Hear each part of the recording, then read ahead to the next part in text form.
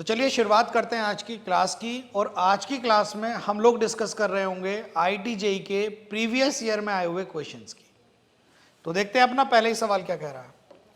देखिए ये जो क्वेश्चन है ये जेईई 2020 में आया था और ध्यान से देखने पर हम ये पाएंगे कि क्वेश्चन ये कह रहा है integration of 2x e raise to the power 2x plus 2 times e raise to the power x minus e raise to the power minus x minus 1 times e raise to the power this, और ये बराबर दिया हुआ है gx e raise to the power e की पावर x plus e की पावर minus x plus c, where c is a constant of integration, then g0 is equal to, यानी जब आप इसे इंटीग्रेट करेंगे तो इंटीग्रेशन में एक तो ये आएगा, एक तो ये आएगा, और इसी के साथ साथ एक फंक्शन आएगा जिसे हम gx कह देंगे। तो उस gx में अगर मैं 0 डालूंगा यानी g0 क्या आएगा, सवाल ये है कि g0 क्या आएगा, सवाल ये है। ठीक है जी। तो जैसे मैंने सवाल को देखा तो मैंने ये पाया कि e की पावर जो चीज है वो है ex प्लस e की पावर माइनस x, और e की पावर x प्लस e की पावर माइनस x का अगर मैं डेरिवेटिव करता हूं, e की पावर x प्लस e की पावर माइनस x का अगर मैं डेरिवेटिव करता हूं तो इसका डेरिवेटिव आता है e की पावर x माइनस e की पावर माइनस x, और इसका डेरिवेटिव मुझे अंदर नजर आ रहा है। कैसे भाई, ये 2 टाइम्स e की पावर x है तो e की पावर x 2 बार है, तो एक बार तो अलग कर दो, दूसरी बार बचेगा e की पावर x माइनस e की पावर माइनस x, और ये इसका एग्जैक्टली डेरिवेटिव होगा, और उतनी चीज को हम इसके साथ अलग कर देंगे। तो इसे अगर मैं t मानूंगा तो उसका डेरिवेटिव कट जाएगा, तो e की पावर t यानी यही इसका इंटीग्रेशन हो जाएगा। जो बचेगा उसे और देख लेंगे। बात सुनिएगा जरा। तो कई सारी बातें मैंने आपको बताई। तो सबसे पहले इस वाली चीज को खोल के लिख लेते हैं। तो ये हो जाएगा इंटीग्रेशन ऑफ e की power 2x plus 2 times e की पावर x को e की पावर x प्लस e की पावर x लिख लीजिए, माइनस e की पावर माइनस x माइनस 1, और e की रेज टू द पावर में है e की पावर x प्लस e की पावर माइनस x dx, ये दिया हुआ है। और मैं ये कह रहा हूं भाई आप लोगों से कि इतना हिस्सा जो है वो इस हिस्से का डेरिवेटिव है, तो e इस वाली चीज को इतने हिस्से के साथ अलग इंटीग्रेट कर दो, बाकी हिस्से के साथ अलग इंटीग्रेट कर दो, यानी ये हो जाएगा e की पावर 2x प्लस e की पावर x माइनस 1 इंटू दिस, क्योंकि ये भी तो मल्टीप्लाई हो रहा है ना, e की पावर x प्लस e की पावर माइनस x dx, इतने हिस्से को तो कर दो इंटीग्रेट अलग,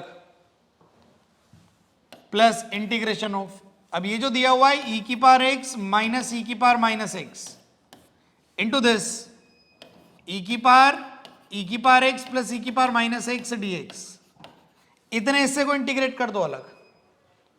और ये जो हिस्सा इंटीग्रेट आपने अलग किया है इसमें आपने इस हिस्से को t माना, पावर को t माना, e की पावर को t माना जो ब्रैकेट में है, तो इसका एग्जैक्टली डेरिवेटिव ये है। तो अगर इसे t माना तो ये कट जाएगा, तो e की पावर t का इंटीग्रेशन, e की पावर t ये खुद ही अपने आप का इंटीग्रेशन है, तो ये इसका इंटीग्रेशन हो गया और वो आ गया e की पावर x प्लस e की पावर माइनस x, ऐसा आ गया, ऐसा आ गया,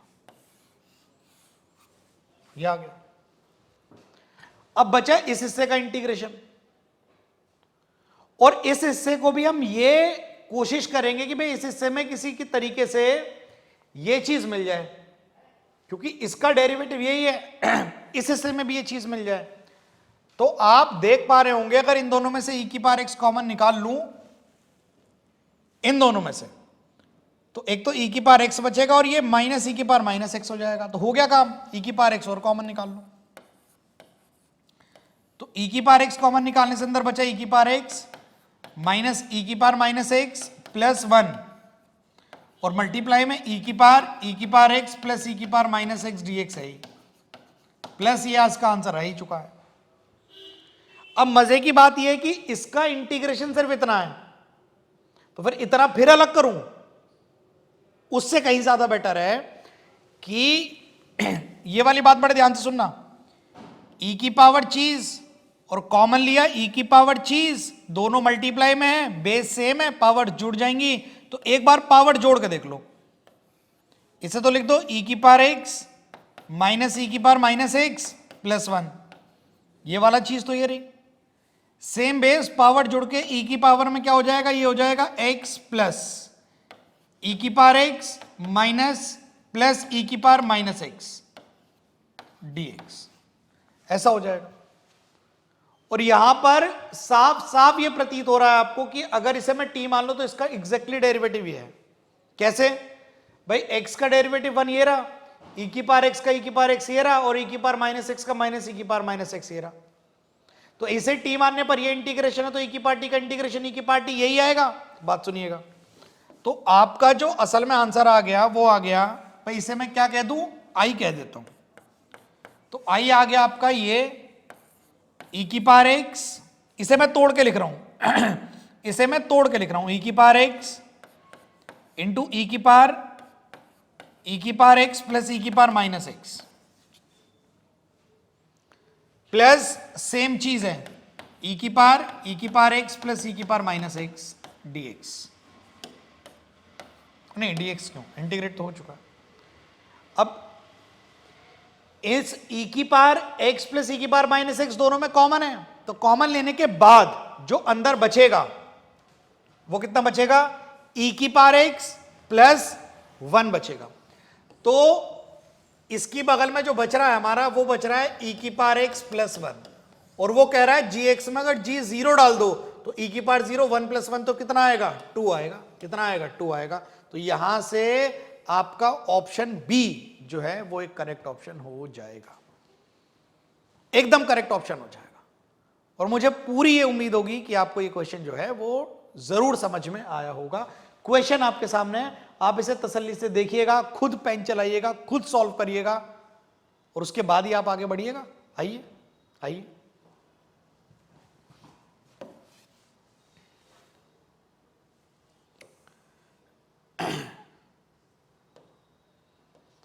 देखिए जे 2020 में आया हुआ है एक और सवाल, क्या कह रहा है हमसे, ये कह रहा है भाई आई दिया हुआ है cos theta upon 5 plus 7 sine theta minus 2 cos square theta, और cos स्क्वायर लिखा जा सकता है 1 minus sine square theta d theta. तो बेटा आई हो जाएगा cos theta upon 2 sine square theta plus 7 sine theta plus 3 D theta, ऐसा आ जाएगा। साइन थीटा को टी मान लिया, cos थीटा उड़ गया, तो अब जो बचा क्या बचा, अब बचा भाई साइन थीटा को टी माना, cos थीटा एग्जैक्टली उड़ गया, तो अब बचा dt ओवर 2t और 2 कॉमन ले लीजिए, तो 2 कॉमन लेने के बाद इधर आ गया तो ये होगा t square plus 7/2t plus 3/2, ये बचा। अब यहां से आप इसे परफेक्ट स्क्वायर बना लीजिए, तो परफेक्ट स्क्वायर बनाने के लिए टी स्क्वायर का कोफिशिएंट 1 है, तो टी का 7/2 का आधा 7/4, 7/4 का स्क्वायर जोड़ दीजिए और 7/4 का स्क्वायर जो है वो घटा लीजिए। ये तो बेसिक सी बातें हैं भाई। तो 2i बराबर हो जाएगा integration of dt over perfect square जो बनेगा वो बनेगा बेटा t प्लस 7/2 का, t प्लस 7/4 का, t प्लस 7/4 के होल स्क्वायर में ये आ जाएगा, ये आ जाएगा और ये आ जाएगा, बचेगा 3/2 माइनस 49/16, और 3/2 ना लिख के मैं लिखना चाहूंगा, 3/2 ना लिख के मैं 24/16 लिखना चाहूंगा, माइनस 49/16, तो ये हो जाएगा माइनस का 25/16। यहां से आपका 2i आ जाएगा बेटा integration of dt over t plus 7/4 का होल स्क्वायर माइनस 5/4 का होल स्क्वायर। और 1/x² माइनस ए स्क्वायर होता है 1/2a log x माइनस ए अपॉन एक्स प्लस ए। तो ये हो जाएगा 1/2a, ए की तरह 5/4 log दिस माइनस दिस, तो 5t प्लस 7/4 में से 5/4 कटेगा तो ये हो जाएगा t प्लस 2/4 यानी t प्लस 1/2 यानी 2t प्लस 1/2 और नीचे आएगा दिस प्लस दिस, तो ये हो जाएगा t plus 7/4 12/4 3 t plus 3 t plus 3 हो जाएगा। बस इतनी सी बात हो जाएगी। और ये 2 इस 4 को 2 टाइम्स कट करेगा, ये 2 इससे 2, ये हो जाएगा 1/5 times log 2t plus 1 upon 2 times t plus 3। अब देखिए दो बातें हैं यहां पर भी दो बातें हैं। देखिए उसने ये कहा है कि ये बराबर होगा a log b theta, a log b theta, तो इसे तो वो कह रहा है b थीटा। सुनिएगा, सुनने वाली बात आई है। अब ये तो है b थीटा, ये है a। ऑब्वियसली t को अगर आप वापस से सब्स्टिट्यूट करोगे साइन थीटा तो वो b थीटा बन रहा है। अब कई बार क्या हो सकता है, मैं आपको पहले ही ये बात समझा के चलता हूं। हो क्या सकता है, कई बार ये लिखा हुआ है log a बाई बी, और लेकिन b में जो है वो 2 का मल्टीप्लाई उसमें कांस्टेंट है, और जैसे आप इंटीग्रेट करते हैं तो प्लस इंटीग्रेशन ऑफ कांस्टेंट जरूर आता है, कांस्टेंट ऑफ इंटीग्रेशन। तो कई बार उस log 2 को, ये लिखा हुआ है log a बाई बी, तो ये हो जाएगा log a minus log b। अब जो माइनस वाला log b है वो भी लिखा हुआ है c इंटू डी, तो ये हो जाएगा log c plus log d, तो माइनस log 2 अलग हो जाएगा। तो कई बार उसे कांस्टेंट में छोड़ सकते हैं वो। तो मेरी बात समझने की कोशिश कर रहे हैं, ये 2 जो है कई बार कांस्टेंट में जा सकता है, ये माइनस log 2 बनेगा। तो हो सकता है कि आई इस तरीके से भी फ्रेम कर लें, वो log 2t plus 1 upon t plus 3 plus c, ये माइनस log 2 भी c में चला गया। Getting my point? तो अगर आपका आंसर इस वाले b theta by a, b theta by A से मैच नहीं करता है, तो इस वाले b थीटा बाई ए से मैच कर सकता है। ये आपको आगे के लिए ख्याल रखना पड़ेगा। खैर देख लेते हैं। तो t है साइन थीटा, तो ये हो जाएगा b थीटा यानी 2 साइन थीटा प्लस 1, और ये 5 तो ऊपर आ ही जाएगा, तो 5 एक इसमें ऊपर है, इसमें ऊपर है, इसमें नहीं है, इसमें नहीं है, तो c और d में से कोई एक करेक्ट होगा। अब 2 साइन थीटा प्लस 1, तो 2 साइन थीटा प्लस 1 सिर्फ इसी में है, तो यही करेक्ट होगा। अब तो ऑप्शन ही खत्म हो गए, अब तो ऑप्शन ही खत्म हो गए। अब तो ये हो या ये हो, मैच ही ये कर रहा है। तो 5 ये ऊपर चला गया अपॉन ए की वजह से 2 साइन थीटा प्लस 1 अपॉन कितना दिखा है, साइन थीटा प्लस 3।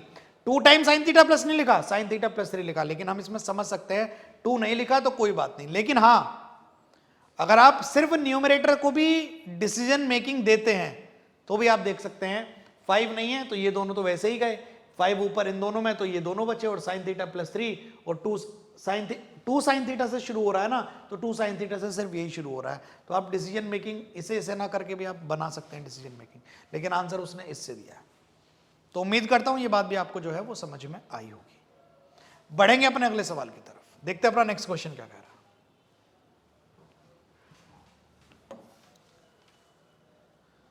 देखिए ये तो हमने अपने क्लासरूम में भी किया था जब हम अपना सीबीएसई लेवल के लिए पढ़ रहे थे। ये दिया हुआ है I is equal to integration of x square upon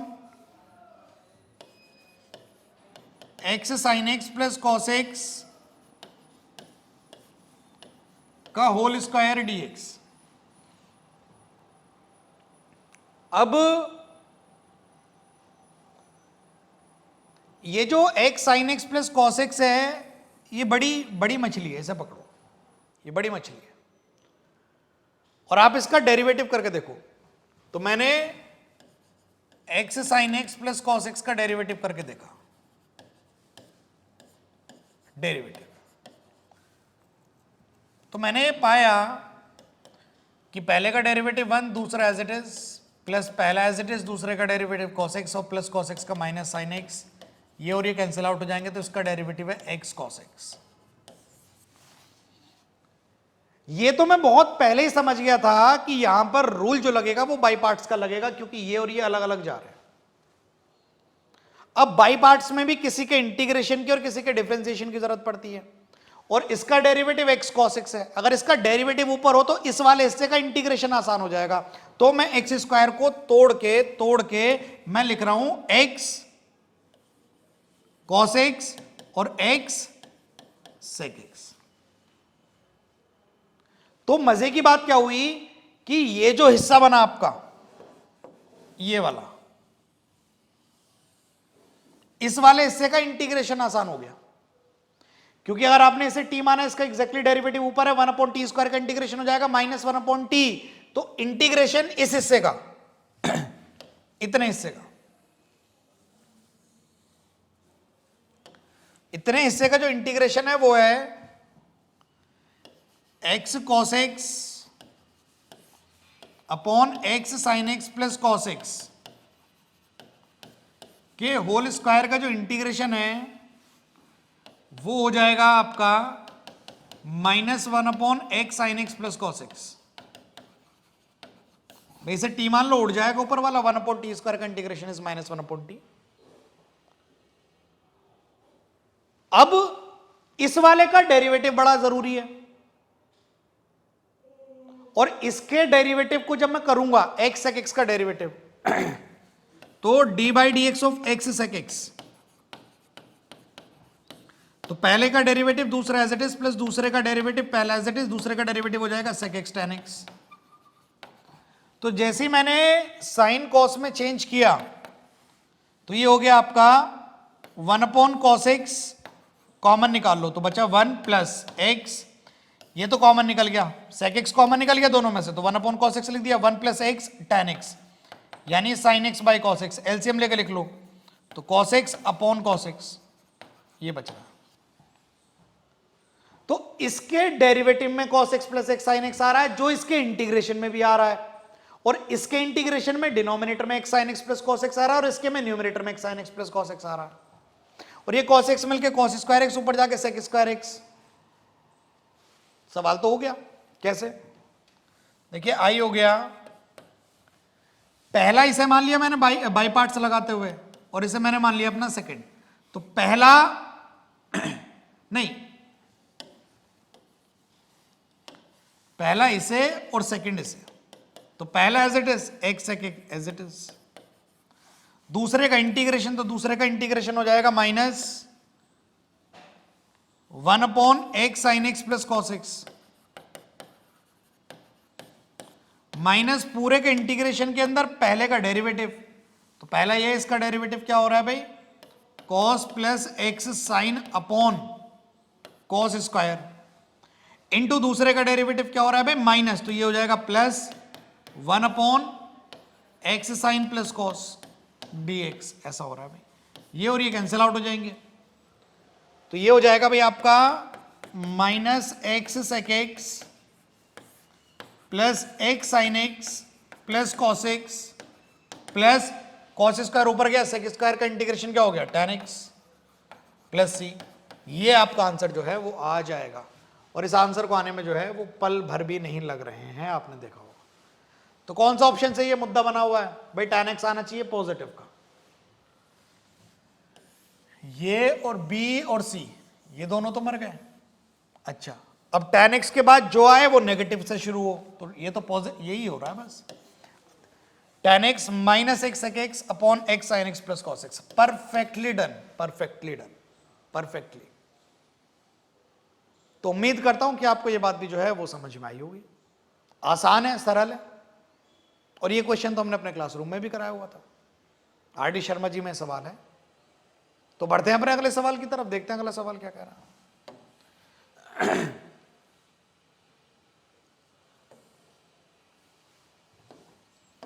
देखिए यहां पर fx दिया हुआ है,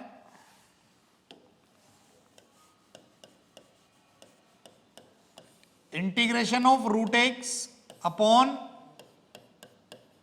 1 प्लस एक्स का होल स्क्वायर डी एक्स।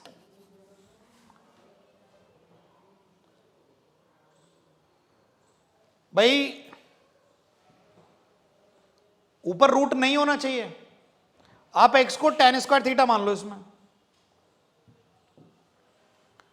तो जैसे ही आपने एक्स को tan स्क्वायर थीटा माना तो dx बराबर आ जाएगा 2 tan थीटा, और tan थीटा का derivative sec square theta d theta, ये आ जाएगा बेटा। तो fx हो जाएगा आपका इंटीग्रेशन ऑफ रूट एक्स हो जाएगा बेटा tan थीटा, ऊपर का रूट हटा दिया, नीचे हो जाएगा 1 प्लस tan स्क्वायर थीटा यानी sec square theta. 1 plus tan square theta यानी sec स्क्वायर थीटा, तो sec स्क्वायर थीटा का होल स्क्वायर आ जाएगा, तो sec स्क्वायर थीटा जाएगा बेटा 2 बार, और ऊपर dx की जगह जाएगा बेटा 2 tan थीटा और sec स्क्वायर थीटा और d theta. sec square theta से sec स्क्वायर थीटा गायब हो जाएगा, तो ये बचेगा आपका fx बचेगा, tan स्क्वायर थीटा हो जाता है sin square theta upon cos square theta, sec square theta ऊपर जाके हो जाता है cos square theta d theta, और ये बेटा ये cos स्क्वायर थीटा से cos square theta cancel out हो जाएगा। और मजे की बात क्या है कि 2 तो बाहर है, साइन स्क्वायर थीटा को लिख सकते हैं 1 minus cos 2 theta by 2 using trigonometry, 2 से 2 कैंसिल आउट हो जाएगा। तो एफ एक्स हो जाएगा बेटा आपका, उधर लिख लेते हैं, तो एफ एक्स हो जाएगा आपका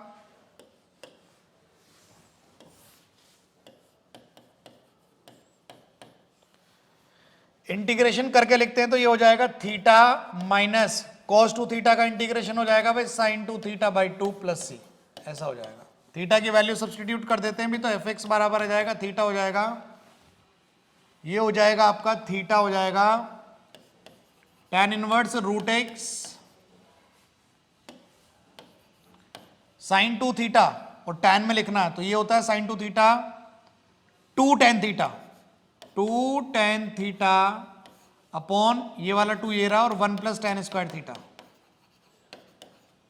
प्लस सी, 2 से 2 कैंसिल आउट हो जाएगा, तो एफ एक्स बराबर आ जाएगा tan inverse root x minus x, नहीं रूट एक्स, क्योंकि tan थीटा तो रूट एक्स है, अपॉन 1 प्लस एक्स, ऐसा आ जाएगा। तो वो ये पूछ रहा है f3 माइनस f1 किसके बराबर होगा, तो फंक्शन में 3 डाल लो भाई पहले आप। तो जैसे ही आपने फंक्शन में 3 डाला तो फंक्शन का 3 हो जाएगा tan inverse root 3 minus root 3 upon 4, minus 1 डाल दो भाई, तो tan इनवर्स 1 तो पाई बाय 4 हो गया, माइनस 1 बाई 2 हो गया। तो ये आ जाएगा आपका f3 माइनस f1 आ जाएगा भाई, f3 माइनस f1 है, f3 माइनस f1 आ जाएगा, tan इनवर्स रूट 3 होता है भाई 60 degree, pi by 3, pi by 3 minus pi by 4 हो जाएगा पाई बाय 12, तो ये हो जाएगा पाई बाय 12, नेगेटिव कॉमन लेने पर बचेगा रूट 3 बाय 4 प्लस 1 बाय 2।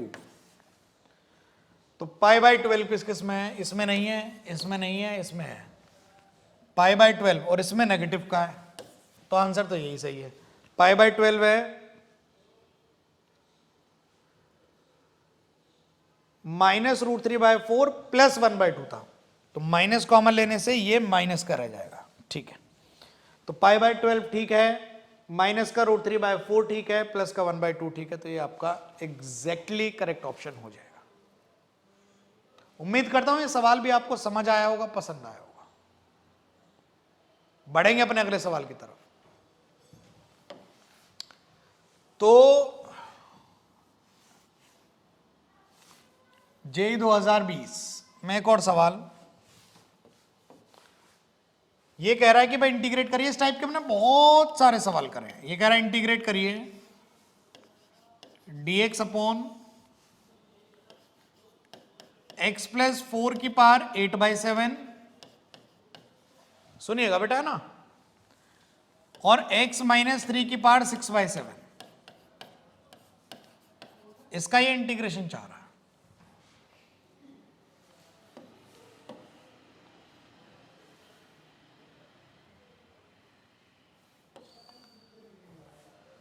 तो आप एक काम करो, सबसे पहले तो आप एक चीज ऑब्जर्व कर पा रहे हो, सबके आंसर में नीचे x+4 आ रहा है, बस ऐसे ही ऑब्जर्वेशन के लिए कह रहा हूं। तो आप एक काम जो कर दो भाई, देखो 8/7 प्लस 6/7 14/7 है पूरा, तो या तो इसे पूरा 14/7 बना दो या इसे पूरा 14/7 बना दो। और मैं तो कहता हूं x+4 को डिनोमिनेटर में लाओ, तो इसे बनाओ। मैं कहना क्या चाह रहा हूं बेटा कि x+4 की पावर 6/7 यहां लाओ और x+4 की पावर 6/7 यहां लाओ। तो बेटा x+4 की पावर 8/7 और x+4 की पावर 6/7, तो पूरा हो गया x+4 का होल स्क्वायर। ये तो हो गया बाहर, तो ये तो हो गया बेटा डिनोमिनेटर में x+4 का होल स्क्वायर। ये बचा बेटा x-3 अपॉन x+4 पूरे की पावर बची बेटा 6/7, ये बचता है। और अगर मैंने इसे t मान लिया तो वो होगा जो सोचा नहीं होगा। ध्यान से देखिएगा भाई, x-3 अपॉन x+4 को t मान लो, तो पहले का डेरिवेटिव 1, दूसरा एज इट इज, माइनस दूसरे का डेरिवेटिव 1, पहला एज इट इज, अपॉन नीचे वाले का होल स्क्वायर, पूरे के साथ आएगा बेटा dx, सामने आएगा dt। तो ऊपर तो बेटा कितना बच रहा है, 7 बच रहा है, ध्यान से देखते रहिएगा। तो आपका जो i आएगा वो आएगा इंटीग्रेशन ऑफ dx की जगह कितना जाएगा भाई, dt x+4 का होल स्क्वायर dt, अपॉन में 7 और आएगा भाई, तो 1/7 बाहर छोड़ दो, नीचे x+4 का होल स्क्वायर पहले से पड़ा बेटा, और ये हो गया t की पावर 6/7, ये और ये कैंसिल आउट हो गए, तो ये हो गया 1/7 इंटीग्रेशन ऑफ t की पावर -6/7 dt।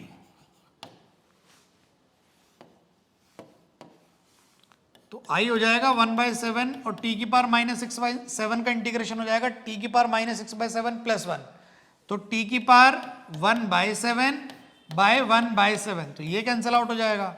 तो आपका जो आंसर आ जाएगा वो सिर्फ और सिर्फ आ जाएगा t की पावर 1/7, और t कौन है, t आपका ये x-3 upon x+4 raise to the power 1/7 + c। कौन सा ऑप्शन आपका मैच करता है? नेगेटिव इसमें भी दिख रहा है, इसमें भी दिख रहा है, और इसमें हाफ दिख रहा है बाहर, तो ये 3 तो नहीं है। तो पहला वाला साफ सरल शुद्ध x-3 upon x+4 raise to the power 1/7 + c। उम्मीद करता हूं बात समझ आई होगी। इधर देखिए, तो अपना जो नेक्स्ट क्वेश्चन है वो क्या कहता है वो देखते हैं। तो नेक्स्ट क्वेश्चन कह रहा है कि आई दिया हुआ है इंटीग्रेशन ऑफ 2020 का सवाल है d theta over cos square theta, और उसकी बगल में दिया हुआ है बेटा tan 2 theta plus sec 2 theta. देखिए एक चीज बड़ी डाउटफुल है इस सवाल में, ये तो बाद में देख लेंगे। एक चीज बड़ी डाउटफुल है सवाल में कि ये सिंगल डिग्री है, ये थीटा है, ये डबल डबल है, यहां जो आंसर है वो भी सिंगल सिंगल है, यानी डबल को सिंगल करना ही पड़ेगा। एक काम करते हैं, tan 2 थीटा का फॉर्मूला होता है 2 tan theta upon 1 minus tan square theta, और cos 2 थीटा को 1 अपॉन sec 2 थीटा को 1 अपॉन cos 2 थीटा लिख के फॉर्मूला लगा लेते हैं। जरा देखिएगा, तो ये तो ऊपर जाके हो जाएगा sec square theta d theta, ये हो जाएगा बेटा 2 tan theta upon 1 minus tan square theta, और ये हो जाएगा नीचे जाके 1 minus tan square theta upon 1 plus tan square theta, और d थीटा ही रहा। तो ये हो जाएगा आपका sec square theta 1 minus tan square theta ऊपर जाएगा भाई, और नीचे बचेगा 2 tan theta plus 1 plus tan square theta d theta, ये बचेगा भाई। tan थीटा को t लेट किया, sec स्क्वायर थीटा कट गया, क्या बचा बड़े साफ शब्दों में मैंने बोला tan थीटा को t लेट के sec स्क्वायर थीटा कट गया, क्या बचा? ये बचा integration of 1 minus T square upon T square plus 2t plus 1 dt। ये तो t प्लस 1 का होल स्क्वायर हो गया भाई। तो ये हो गया टी स्क्वायर, ऊपर से नेगेटिव कॉमन ले लिया तो हो गया टी स्क्वायर माइनस 1 और नीचे हो गया टी प्लस 1 का होल स्क्वायर dt। तो बेटा ये नेगेटिव कॉमन लेने के बाद हो गया टी प्लस 1 टी माइनस 1 और नीचे है टी प्लस 1 का होल स्क्वायर dt। तो एक टी प्लस 1 तो कट गया, तो ये बचा नेगेटिव बाहर है, टी माइनस 1 को लिख दिया T plus 1 minus 2, T plus 1 इसके नीचे भी और टी प्लस 1 इसके नीचे भी dt। तो ये हो गया बेटा कट के 1 माइनस 1 का इंटीग्रेशन माइनस एक्स, ये हो गया माइनस माइनस और minus plus 2 log T plus 1। पहली बात तो ये एक्स क्यूब बोल दिया मैंने, ये बचा था -1 का इंटीग्रेशन माइनस टी और टी माना था tan थीटा को, तो ये हो गया माइनस का tan theta 2 log T plus 1 यानी tan थीटा प्लस 1 प्लस सी। अब बताओ क्या मुश्किल है?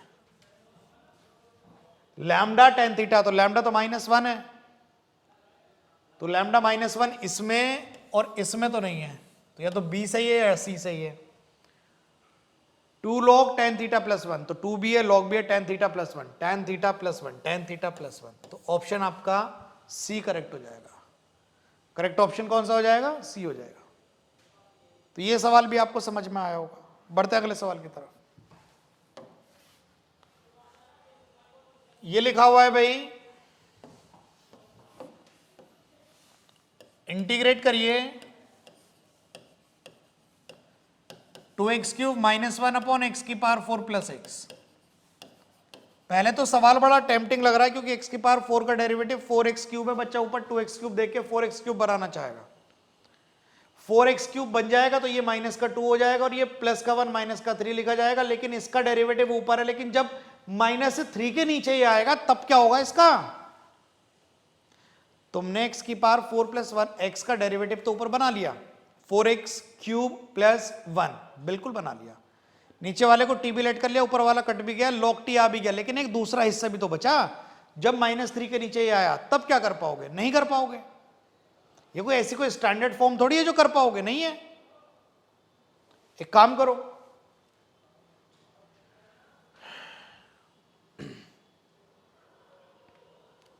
भाई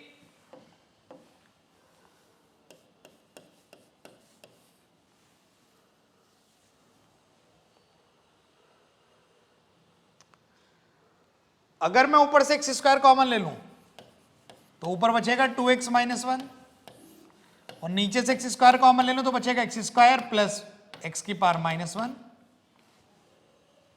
नहीं, ऊपर से मैंने x² कॉमन लिया तो बचा 2x माइनस, ये कैसे लिख दिया हमने, x की पावर -2 और नीचे x² कॉमन लिया तो बच गया x² प्लस x की पावर -1। ये दोनों आपस में कैंसिल आउट हो गए और देखकर आपको कितना आश्चर्य होगा कि इसका एग्जैक्टली डेरिवेटिव ऊपर है। x² का डेरिवेटिव 2x है और 1 अपॉन x का -1 अपॉन x² है, तो आपका आंसर आ गया भाई।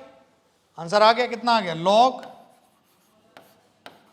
x² प्लस 1/x आ गया, यानी कि आपका आंसर आ गया log x³ प्लस 1/x। कौन सा ऑप्शन मैच कर रहा है? ऑप्शन सी मैच कर रहा है। तो उम्मीद करता हूं ये सवाल भी आपको समझ आया होगा। बढ़ते हैं अपने अगले सवाल की तरफ। अगला सवाल और आज की क्लास का जो है वो आपका आखिरी सवाल ये होने वाला है, ठीक है जी। तो ये लिखा हुआ है बेटा,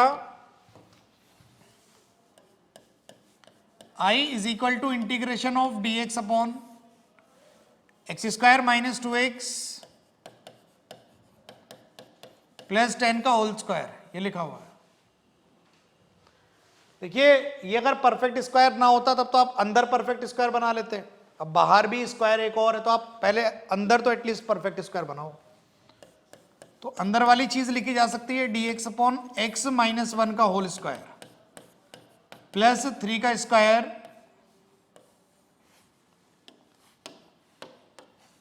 और ये हो जाएगा परफेक्ट स्क्वायर ऐसे। और आप मेरे कहने से x माइनस 1 को 3 tan थीटा मान लो, तो ये हो जाएगा 3 का square tan square theta plus 3 का स्क्वायर कॉमन आया 9 बचा 1 plus tan square theta sec square theta. सवाल तो हो जाएगा। तो आप मेरे कहने से x माइनस 1 को कितना मान लो 3 tan थीटा। यहां से dx बराबर आ जाएगा 3 tan थीटा का derivative sec square theta d theta. चीजें रखनी शुरू करो। तो i बराबर हो जाएगा बेटा इंटीग्रेशन ऑफ dx की जगह आएगा 3 sec square theta d theta, 3 sec square theta d theta. नीचे आएगा बेटा x माइनस 1 को मान चुके हो 3 tan थीटा, तो 3 का स्क्वायर हो जाएगा tan स्क्वायर थीटा हो जाएगा प्लस 3 स्क्वायर हो जाएगा का होल स्क्वायर हो जाएगा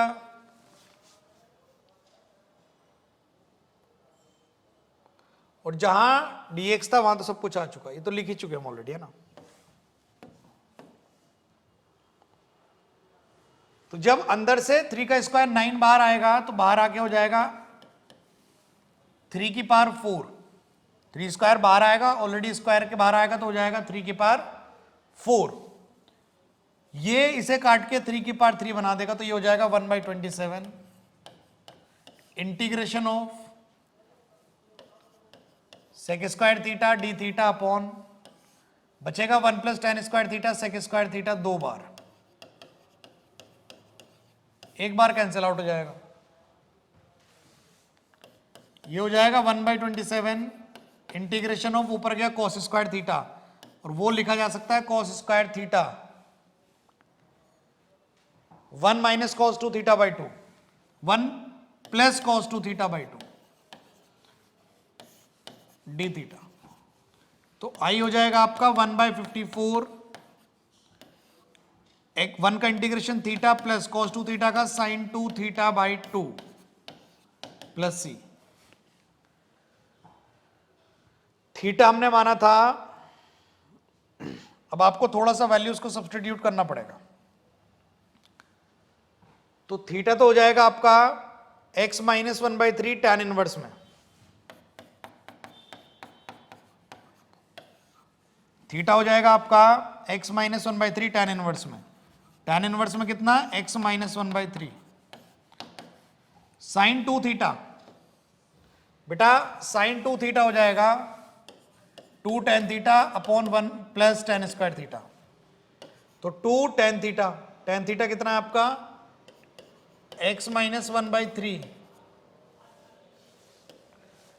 x minus 1/3 upon 1 plus tan square theta. तो tan स्क्वायर थीटा कितना हो जाएगा x square plus 1 minus 2x by 9, ये हो जाएगा। तो ये हो जाएगा 2 टाइम्स x माइनस 1/3 और ये हो जाएगा 9 plus 1 10 plus x square minus 2x और कितना जाएगा नीचे 9, तो नीचे का 9 ये कट करके ऊपर 6 बन जाएगा। तो ये हो जाएगा आपका 6 times x minus 1 upon x square minus 2x plus 10। देखते हैं आंसर मैच हो रहा है या कुछ और अभी जरूरत है। तो a तो है 1/54 tan inverse x minus 1/3 plus fx है 6x x माइनस 1, बिल्कुल सही है भाई, हो गया काम। तो हमसे पूछा गया है क्या a कितना है, तो a तो 1/54 है, तो ये गलत है और ये गलत है, ये सही है। और fx कितना है 6 टाइम्स x माइनस 1 है, नहीं भाई नहीं, 6 टाइम्स x माइनस 1 नहीं है, 3 टाइम्स x माइनस 1 है या 9x माइनस 1 का होल स्क्वायर तो खैर नहीं है। तो कहां गलती हुई है देखते हैं।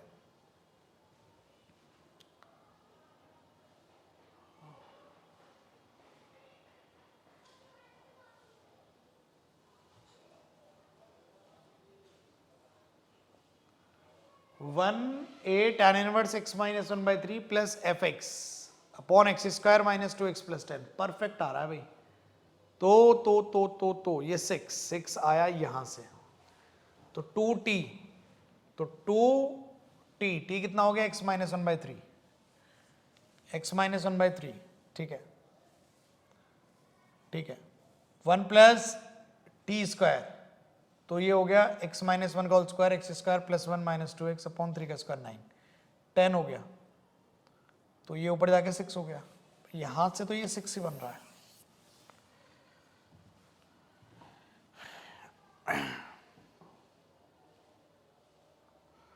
ओके, ये वाला बाई 2 भी तो है अभी, ये वाला बाई 2 कहां गया, ये बाई 2 तो बच रहा है बेटा अभी, ये वाला बाई 2 भी तो बच रहा है अभी, बाई 2, तो ये कट करके इसे 3 बना लेगा, 3 टाइम्स x माइनस 1। चलिए खैर, तो ये हमारे आंसर की हमें प्राप्ति हो गई है फाइनली। तो उम्मीद करता हूं आज के कराए गए जितने भी क्वेश्चंस हैं, ये सभी क्वेश्चंस आपको समझ आए होंगे, आप इन्हें देखेंगे, प्रैक्टिस करेंगे, सॉल्व करेंगे और अपना कॉन्फिडेंस जो है उसे आप इंक्रीज करेंगे। तो आज के लिए इतना ही, थैंक यू सो मच, लगातार पढ़ते रहिए, थैंक यू।